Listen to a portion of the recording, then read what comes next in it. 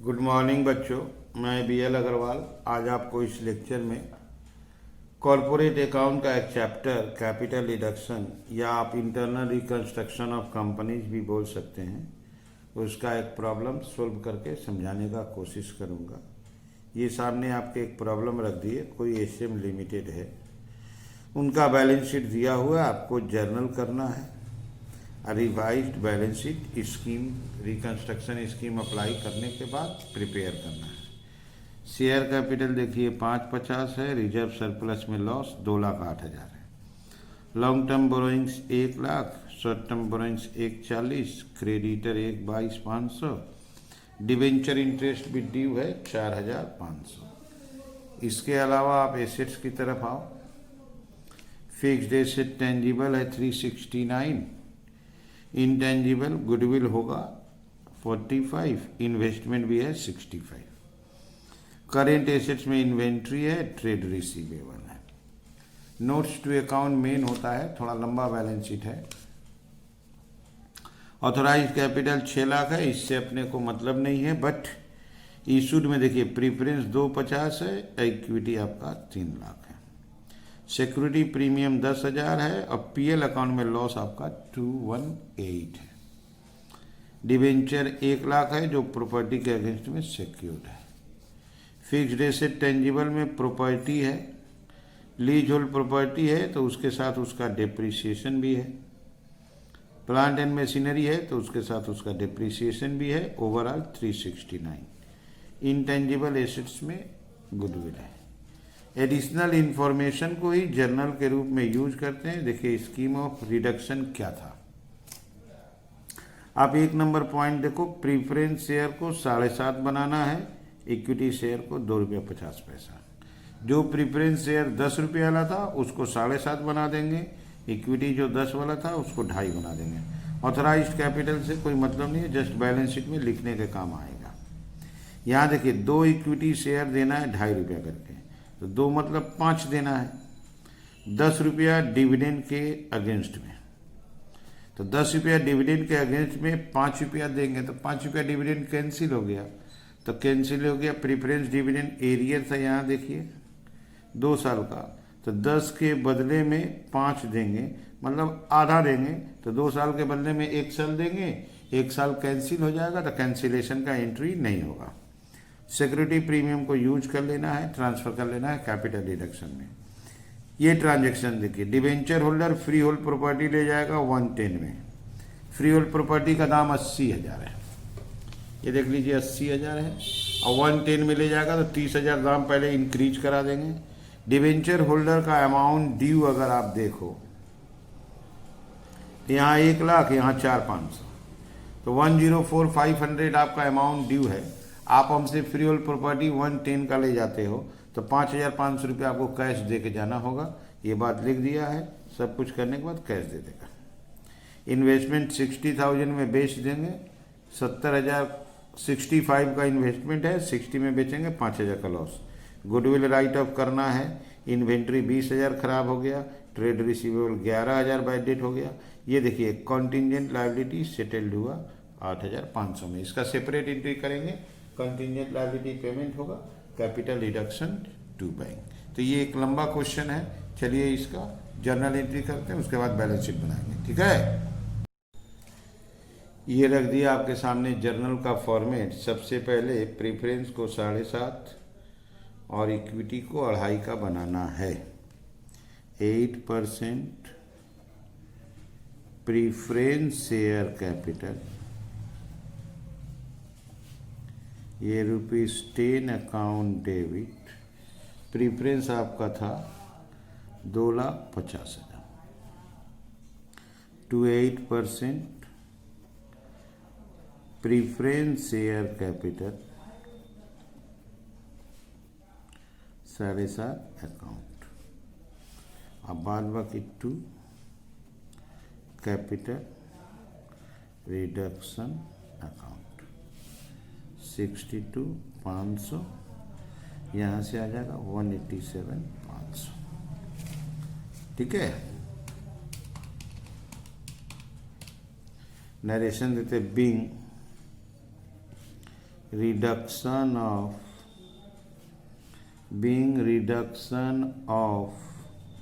25,000 8% preference share of rupees 10 each into 25,000 8% preference share of rupees 7.5 each fully paid up as per reconstruction scheme.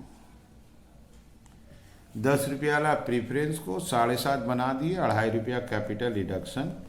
10 रुपये वाला equity को 2.5 बना देना है।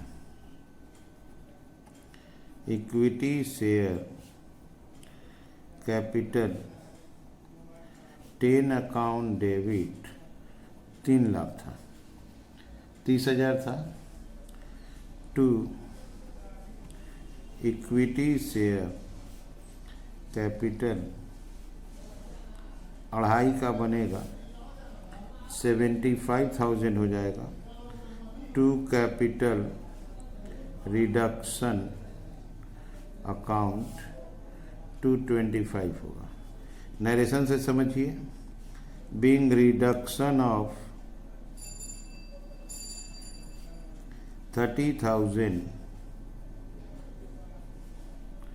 Equity share of rupees 10 each fully paid up into 30,000 equity share of rupees 2.50 each fully paid up as per reconstruction scheme. तो equity share जो 10 का था उसको 2.50 2.5 रुपया का बना दिए। अब प्रीफरेंस शेयर जो 10 का था उसको 7.5 का बना दिए। तो प्रीफरेंस शेयर कन्वर्शन में कैपिटल रिडक्शन में आया आपका 62,500। इक्विटी शेयर में आया आपका 2,25,000। इस बात को आप एक बार देख लो। Preference share 7.5, equity share 2.5। Okay, अब यहाँ देखिए 2 प्रीफरेंस शेयर देना है 2.5 रुपये वाला, तो 5 रुपया हो जाएगा। 10 रुपया डिविडेंड के बदले में, मतलब आधा देना है, आधा नहीं देना है। 2 साल का डिविडेंड बाकी था। आप प्रीफरेंस शेयर कैपिटल देख लो, 2.5 लाख है, 8% का रेट है, तो 20,000 हुआ। 40,000 डिविडेंड में 20,000 देना है, 20,000 कैंसिल हो जाएगा। देना क्या है? Equity share. Capital reduction account debit to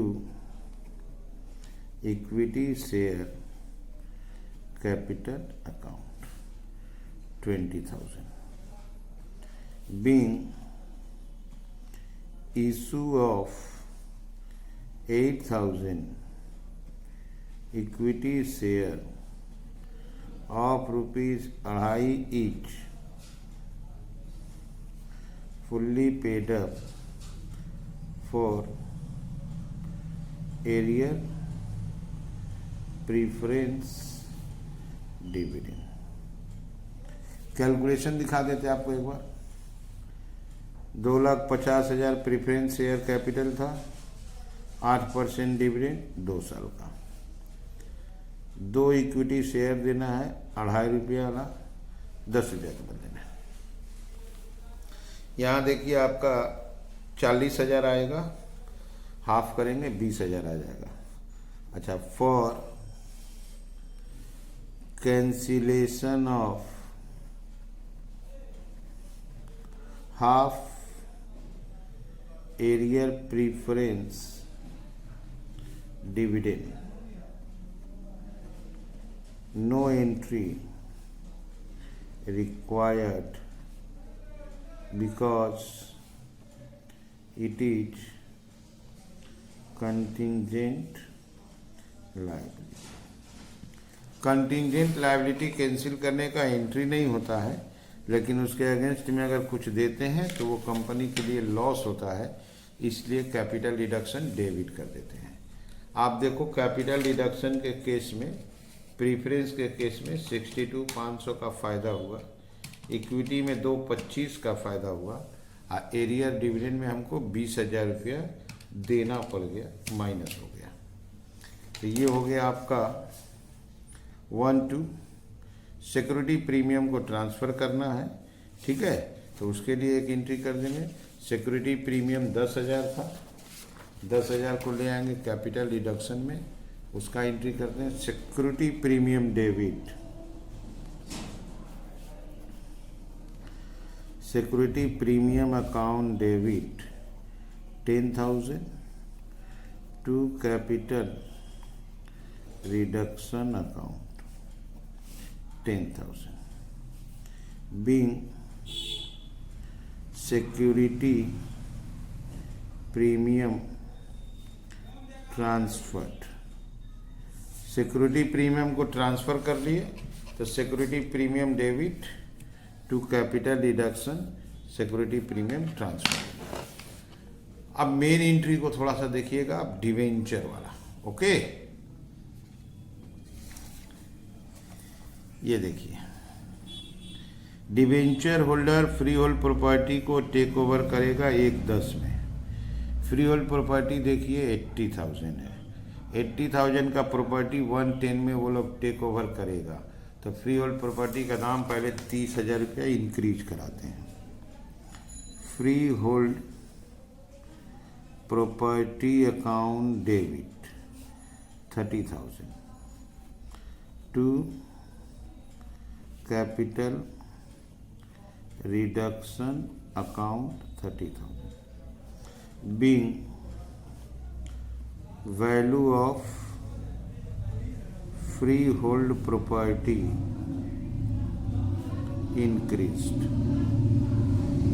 तो जो फ्री होल्ड प्रॉपर्टी अपने बुक्स में 80,000 का था और डिवेंचर होल्डर उसको 110 में टेक ओवर करेगा, तो फ्री होल्ड प्रॉपर्टी का 30,000 बढ़ गया।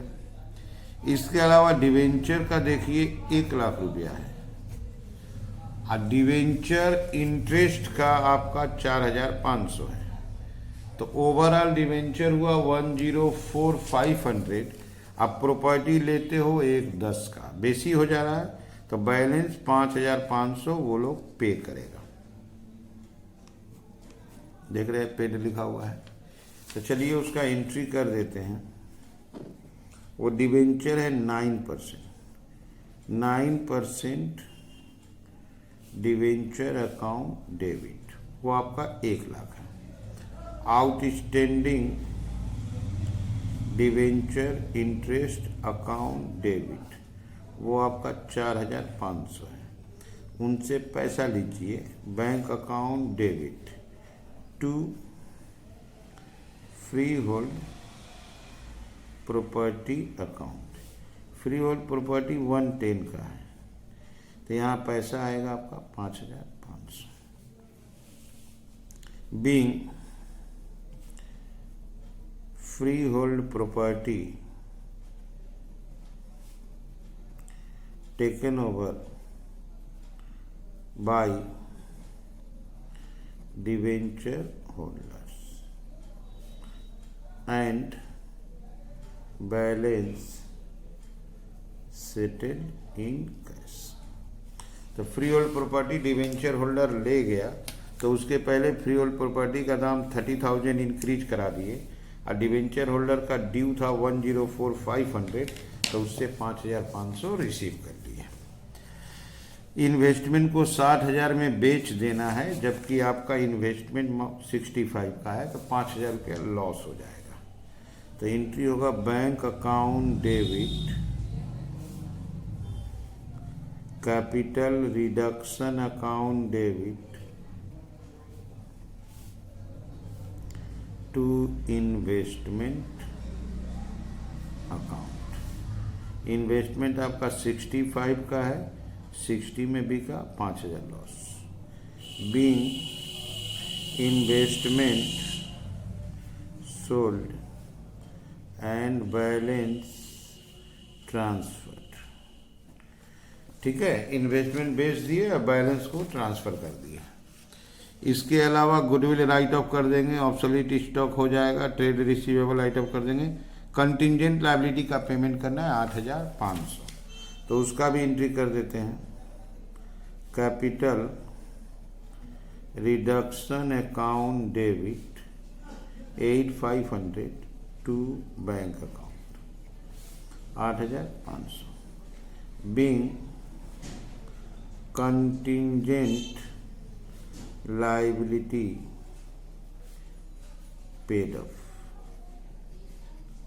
कोई भी कंटिंजेंट लायबिलिटी का अगर पेमेंट करते हैं तो वो मेरे लिए लॉस होता है। तो कंटिंजेंट लायबिलिटी का बोला था 8,500 पे ऑफ कर दीजिए, तो पे ऑफ कर दिए, तो वो मेरे लिए लॉस हो गया। अब हमको कैपिटल रिडक्शन का पता लगाना होगा क्या पोजीशन है। यहाँ देखिए प्रीफरेंस में आया था 62,500, इक्विटी में 225, डिविडेंड देने में 20,000 रुपया चला गया 267। सिक्योरिटी प्रीमियम से देखिए आया था 10,000, तो प्लस 10,000। फ्री होल्ड प्रॉपर्टी से आया था 30,000, ठीक है, 307,500 हुआ।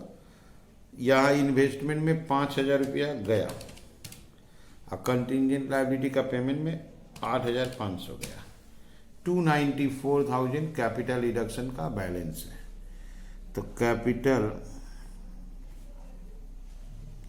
Reduction account debit 294 to statement of PL 218,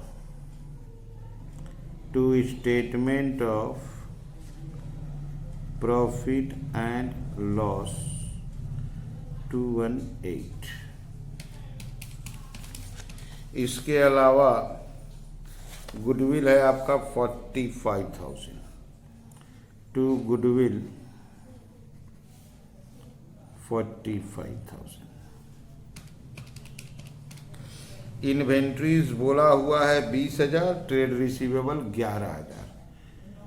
to inventories 20,000 और टू ट्रेड रिसीवेबल 11,000। मेकअप हो गया 294 इक्वल हो गया, ठीक है। Being balance transferred as per reconstruction scheme. Okay, ये आके जर्नल कंप्लीट हुआ। थोड़ा लेंदी है, एक एक एंट्री को ध्यान से देखिएगा तो हो जाएगा। जर्नल एंट्री को थोड़ा ध्यान से देखना पड़ता है, डेबिट क्रेडिट को, ठीक है। तो ये हो गया आपका जर्नल। चलिए चलते हैं बैलेंस शीट की तरफ। ये रख दिया आपके सामने बैलेंस शीट। सबसे पहले equity and liabilities. Equity and liabilities में ए नंबर शेयर होल्डर्स फंड, इसके अंडर में शेयर कैपिटल। शेयर कैपिटल अगर आप ऐड करते हो तो आपका आएगा 282,500। कैसे, एक बार सुन लो। प्रीफरेंस कैपिटल 187,500 हुआ था, आप चाहो तो देख लो। इक्विटी कैपिटल 75, एरिया डिविडेंड को 20 दिए तो 95, 282,500। रिजर्व एंड सरप्लस तो कैंसिल हो गया, रिजर्व एंड सरप्लस खत्म हो गया।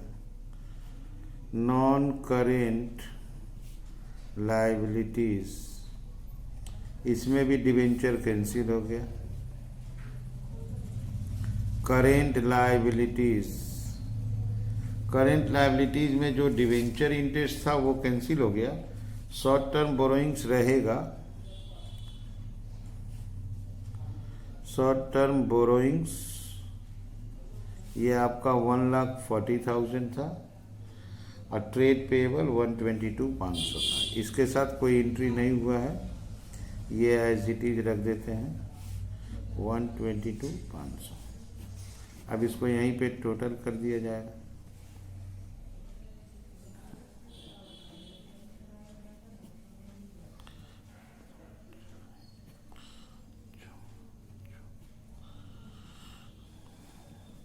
545,000।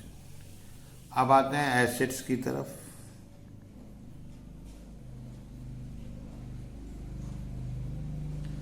एसेट्स ए नंबर नॉन करेंट एसेट्स, इसके अंडर में fixed assets, tangible, free hold property तो चला गया।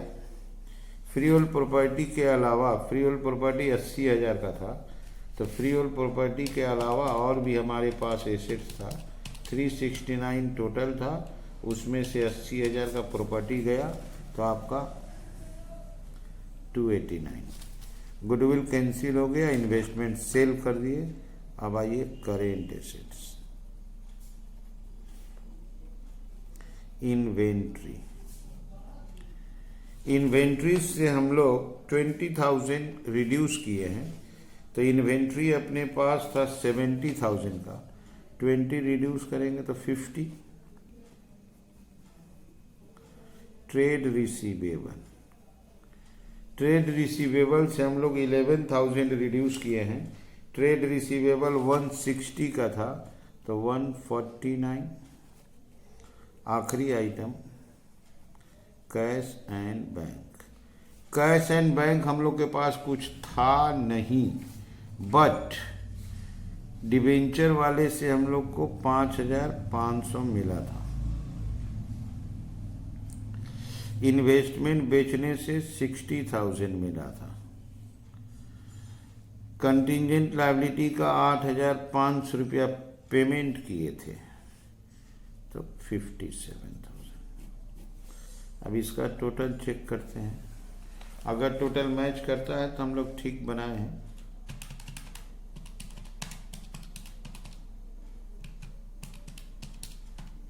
$545,